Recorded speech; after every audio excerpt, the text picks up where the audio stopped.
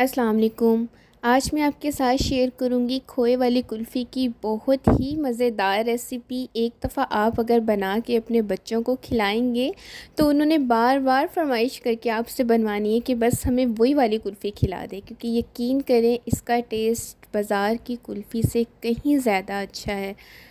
और सिंपल सी रेसिपी है, कोई ज़्यादा मुश्किल नहीं है, बहुत ही मज़े की रेसिपी है। तो चलिए रेसिपी को स्टार्ट करते हैं। सबसे पहले हमें दूध को बॉईल करना है। डब्बे का दूध ले रही हूँ मैं, आधा लीटर दूध लिया है मैंने, और इसमें हमारी 5 कुल्फ़ियाँ तैयार होंगी।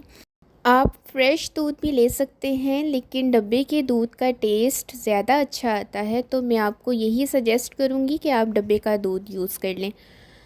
अब हमने इसको इतना पकाना है कि ये आधा रह जाए, और साथ साथ हम इसमें चम्मच भी हिलाते रहेंगे ताकि किनारों पर दूध ना लगे, मिलाई ना जमे। जब दूध आधा रह जाए तो हम इसमें डालेंगे 1/4 टीस्पून इलायची पाउडर, थोड़े से बादाम क्रश करके डाल देंगे, आपकी मर्ज़ी है, जितना आपको पसंद है डाल दें। और इसमें हमने डालने हैं 6 चम्मच चीनी। इसको मिक्स करेंगे। जब चीनी अच्छी तरह से हल हो जाए तो फिर हमने चूल्हे को बंद कर देना है और इसको ठंडा कर लेना है। अब हम लेंगे 2 ब्रेड के स्लाइस, उनको हम छोटे छोटे पीसेस में काट कर ग्राइंडर में डाल देंगे।